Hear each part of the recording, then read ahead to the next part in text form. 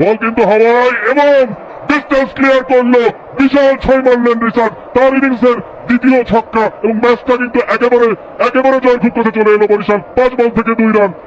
শেষ ওভারে মাত্র 6 রান নিতে পেরেছিল চিটাগং তাদের ইনিংসে, আর বরিশাল তাদের শেষ ওভারের প্রথম বলেই 6 রান নিয়ে ফেলেছে। ম্যাচটা কিন্তু এখানেই আবার দূরে উঠেছে এবং লঙ্গনের ওপর দিয়ে যে ছক্কাটা মারলেন তিনি, দেখার মতো শট। ফিল্ডে দাঁড়িয়েছিলেন, তিনি শুধু উপর দিকে তাকিয়েই থাকলেন।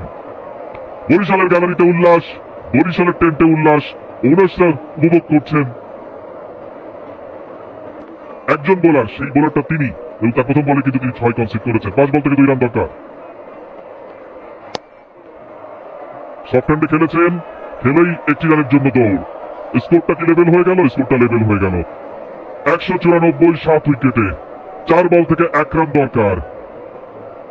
Match winning run.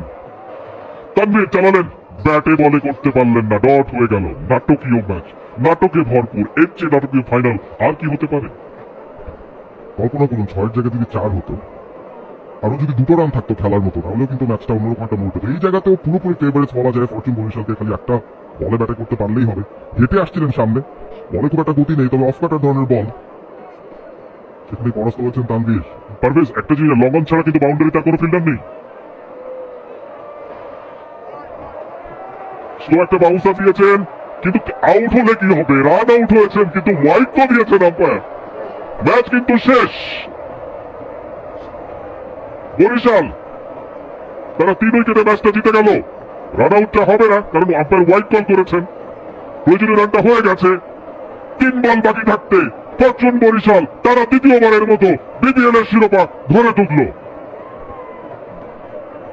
Anti climax বলা চলে বিপিএল 2025, যেখানে রানের ফুলঝুরি ছুটেছে।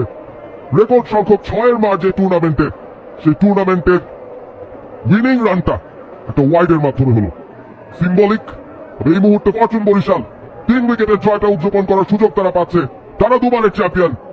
রিশাদকে কাঁধে তুলে উদযাপন চলবে, সেটা কেন নয়। 6 বল থেকে 18 এমন সময় 2টো ছক্কা হাঁকিয়েছেন।